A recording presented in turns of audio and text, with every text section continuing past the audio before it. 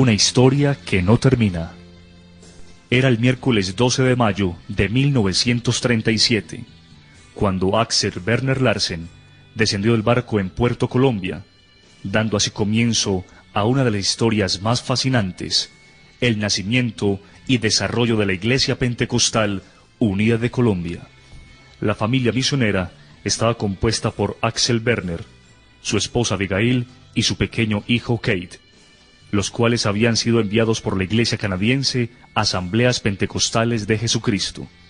El misionero Larsen rememoraba 33 años después la sensación que vivió ese día, lo cual describió con las siguientes palabras: no había ni un colombiano presente en aquel día del mes de mayo de 1937, cuando salimos del barco marítimo, poniendo nuestros pies sobre la tierra de Colombia por primera vez.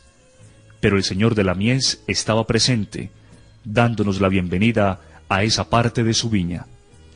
3 días después de estar en Barranquilla, llegó Carlos Bertol, un misionero interdenominacional, con el cual los Larsen tenían contactos desde el Canadá. Navegaron por el río Magdalena hasta Barranca Bermeja, y luego por vía férrea hasta Bucaramanga. Ya en Bucaramanga, viajaron a Málaga, oriente de Santander, para conocer la obra que los Bertol habían desarrollado y presenciar el bautismo de algunos creyentes. Fue en Loma del Salado, una finca cercana a Enciso, Santander, donde el misionero Larsen tuvo el privilegio de ver los primeros colombianos bautizándose en el nombre de Jesús y recibiendo el Espíritu Santo hablando en lenguas. De regreso a Bucaramanga, los Larsen comenzaron la obra de manera definitiva. La ciudad de los parques se convirtió en su nuevo hogar y la plaza central en el primer escenario de evangelización. Una mesita, unas pocas Biblias y un hombre alto, delgado, de aspecto nórdico, comenzó a ofrecer Nuevos Testamentos y Biblias a los transeúntes. La hermana Abigail reunía los sábados a un grupo de niños para enseñarles la palabra de Dios y cánticos. Amelia Tobito fue la primera bautizada en el nombre de Jesús. Las primicias de la obra. ¡Qué alegría! Meses después, algo intempestivo sucedió. La hermana Abigail tuvo complicaciones en su embarazo, hasta que finalmente murió afectada por la eclampsia al dar a luz una niña. Larsen, con mucho dolor, sepultó a la misionera que vino a dejar su corazón en Colombia, como lo había deseado. Yo sé que mi Redentor vive, figura en su epitafio. El misionero quedó con un niño de 2 años y medio y una recién nacida, sumido en la soledad y en la tristeza, en un país hostil a su labor y donde prácticamente no conocía a nadie. Del Canadá le enviaron un mensaje diciéndole que regresara, pero él, convencido de su llamado, envió otro diciendo: ha caído un soldado, manden refuerzos. Has terminado tu carrera, has guardado la fe, estas palabras quiero oír. Después de esa difícil prueba, comenzaron a asistir algunas personas, entre ellas la familia Blanco, los niños Campo Elías y Jorge, su madre Emilia y sus demás hermanos. El 8 de diciembre de 1940, el misionero Larsen bautizó a Campo Elías Bernal, de 12 años, y a Jorge Blanco, de 10. También a María Duque, Lucía Hernández y Fayeta Cornelia Bernard, una misionera bautista que en su trabajo interdenominacional con los Bertol había recibido la revelación del nombre. 8 días después, Axel Werner y Fayeta Cornelia contrajeron matrimonio. A fines de 1941 llegó James Elmer Ball con su familia para atender la obra. Los Ball trabajaron 11 años en Bucaramanga y luego regresaron a los Estados Unidos. En 1942, el hermano Larsen y su familia viajaron a Barranquilla, desde donde zarparían en un barco para el Canadá, pero por dificultades con su pasaporte no pudieron viajar. Su estadía la aprovecharon para iniciar la labor misionera, vendiendo Biblias que les facilitaba un agente de la Sociedad Bíblica Americana. Fue así como al poco tiempo establecieron la segunda iglesia en el país. En 1943, el misionero Sanford W. Johnston llegó a Barranquilla a casa de los Larsen y trabajó su primer periodo de 5 años ayudando en los lugares donde se predicaba el mensaje. Al poco tiempo enfermó de malaria, por lo que regresó al Canadá, donde contrajo matrimonio con Eleanor Ruth Gamblin, una exmisionera de la China, la cual era viuda. En julio de 1948, Johnston junto con su esposa regresó a Colombia y se estableció en la ciudad de Cali, pero la enfermedad siguió minando su salud y el día 25 de septiembre de 1949 durmió en el Señor, no sin antes encargar su misión a William Droz, profetizando que un gran avivamiento se manifestaría en el occidente colombiano. Sus últimas palabras fueron: «Me muero, pero Dios seguramente los visitará». Fue así como William Droz se hizo cargo de la obra en Cali, donde posteriormente hubo un gran crecimiento. En 1945 se había formado en Norteamérica la Iglesia Pentecostal Unida, como resultado de la unión de la Iglesia del Canadá y la Iglesia de los Estados Unidos. La Iglesia colombiana, que hasta entonces se llamaba Iglesia Evangélica Pentecostal, pasó a ser administrada por la nueva organización y adquirió el nombre de Iglesia Pentecostal Unida de Colombia. El esfuerzo misionero se duplicó, y llegaron al país más misioneros, entre ellos Sally Lemons, una joven que trabajó con los Larsen en Barranquilla, y otros lugares como Medellín y Cali. Otros misioneros que vinieron a Colombia fueron William Thompson y Lewis Morley. El misionero Thompson, que trabajaba con una misión trinitaria, se contactó con el hermano Larsen y recibió la revelación del nombre de Jesús. Por tal razón, viajó a Inglaterra, donde renunció a la misión trinitaria, fue bautizado en el nombre de Jesús y regresó a Colombia a trabajar bajo la supervisión del hermano Larsen por un tiempo.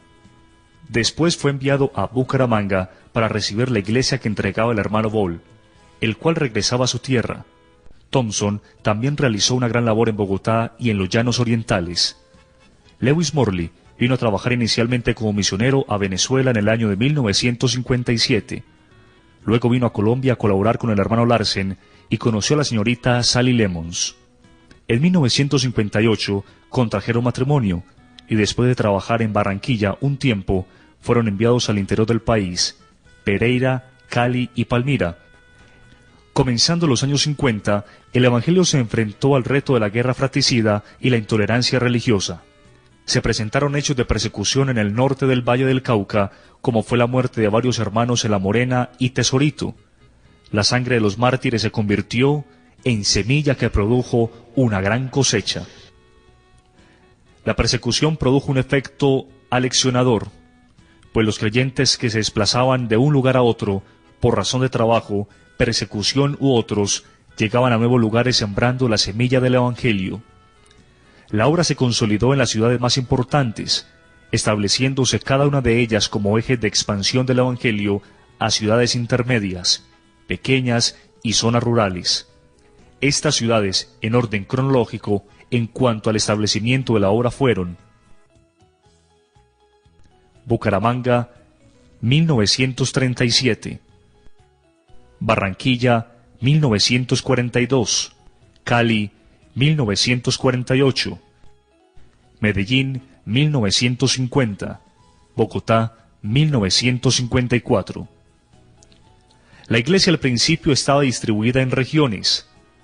Estas se establecieron casi naturalmente y bajo el criterio de los misioneros, quienes además conformaban el concilio misionero. El misionero Larsen, desde Barranquilla, supervisaba la región norte, comprendida desde Antioquia hasta La Guajira. El hermano Droz y luego el hermano Morley, desde Cali, supervisaban la región occidental, que comprendía desde el Valle del Cauca hasta Nariño, pasando por el Viejo Caldas y el Tolima Grande. Y el hermano Thompson, desde Bogotá, supervisaba la región oriental, Cundinamarca, Boyacá, los Santanderes y los Llanos. La formación de los primeros pastores no fue un proceso programado por parte de los misioneros.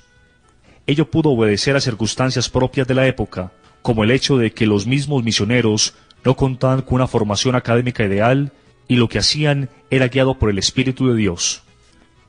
Por eso la instrucción se dio en la medida de las circunstancias de la época, se aprendía en el ejercicio del ministerio o de los mismos errores o mirando lo que otros hacían. También se daba el caso de que los pastores más cercanos a determinado misionero aprendían a vivir su mismo estilo de vida, manejaban sus mismos conceptos y hasta predicaban usando sus mismos modales.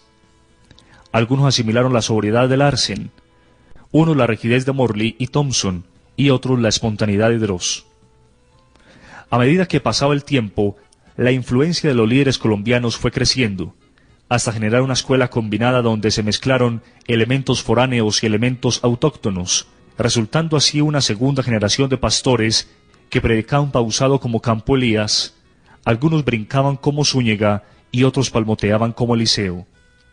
Los primeros pastores colombianos que participaron en cargos administrativos fueron Campo Elías Bernal como presbítero, Mario Cadavid como tesorero nacional y Manuel Ospina como secretario.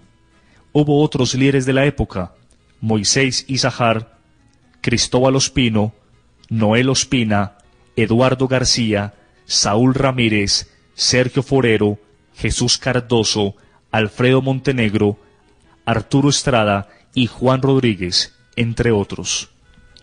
En 1967, y por disposición de la iglesia de quien dependían los misioneros, la Iglesia Pentecostal Unida de Colombia obtuvo su autonomía administrativa, la cual fue entre sus causas el resultado de la separación de las dos iglesias de Norteamérica. Dentro de la propuesta de autonomía traída por los dirigentes de la Iglesia Pentecostal Unida Internacional, con sede en San Luis, Missouri, Estados Unidos, se acordó que los nuevos directivos deberían ser colombianos y los misioneros quedarían como consejeros, pero no tendrían incidencia de la administración de la obra nacional. El hermano Larsen había renunciado a la membresía de la Iglesia de los Estados Unidos y, aunque no estaba del todo de acuerdo con la nacionalización, aceptó su papel de consejero y continuó apoyando a la Iglesia colombiana hasta el final de sus días. Los misioneros Thompson y Morley decidieron renunciar a la membresía de la Iglesia Pentecostal Unida de Colombia en marzo de 1969, y de esta manera trabajar en forma directa con la Iglesia de los Estados Unidos. Surgió entonces en Colombia otra organización llamada Iglesia Pentecostés Unida Internacional. Por su parte, los dirigentes nacionales asumieron el reto de la autonomía con mucha responsabilidad, de tal manera que las siguientes décadas fueron de gran crecimiento. En la década de los 70 se hicieron varias reformas administrativas a razón del crecimiento de la Iglesia. Nació el consistorio de ancianos. Las regiones fueron divididas en distritos, los cuales quedaron bajo la dirección de los supervisores y presbíteros. Los supervisores no siguieron siendo miembros del consistorio, el cual se redujo a 7 miembros.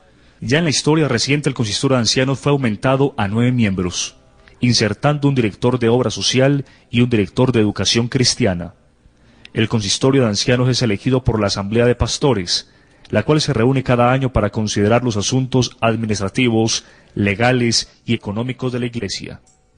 La Iglesia ha tenido los siguientes presidentes: Axel Werner Larsen, Domingo Zúñiga, Campo Elías Bernal, Eliseo Duarte, Noel Ospina, Octavio Valencia, Reinel Galvis y Álvaro Torres.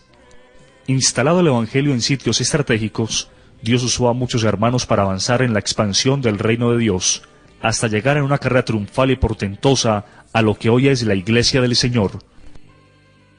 La Iglesia pasó de los recintos cerrados a ser presencia en los grandes escenarios públicos, donde miles de personas se congregan para rendirle adoración al Señor Jesucristo, autor, arquitecto y constructor de esta magna obra.